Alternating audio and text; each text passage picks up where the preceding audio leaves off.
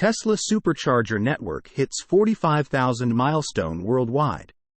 Tesla recently hit a new milestone with the installation of its 45,000th supercharger worldwide.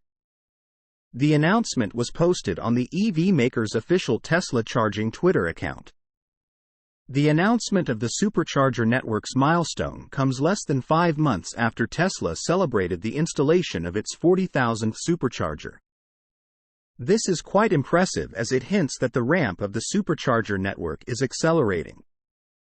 The accelerated build-out of the supercharger network is invaluable, especially amidst the company's efforts to open its rapid charging system to non-Tesla electric vehicles, both in the United States and in other countries.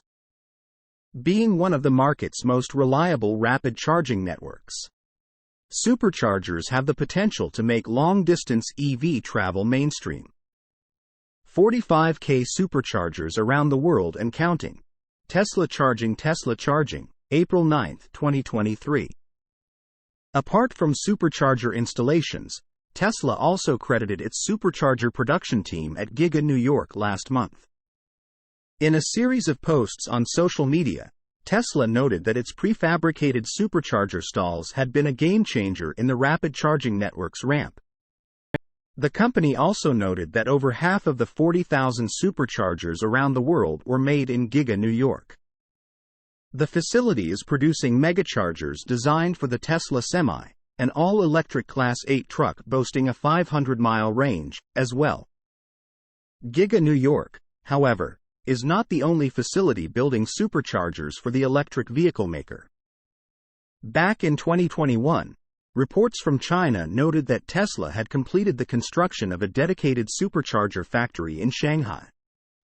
The facility, at least at the time, was reportedly designed to produce 10,000 supercharger V3 units per year.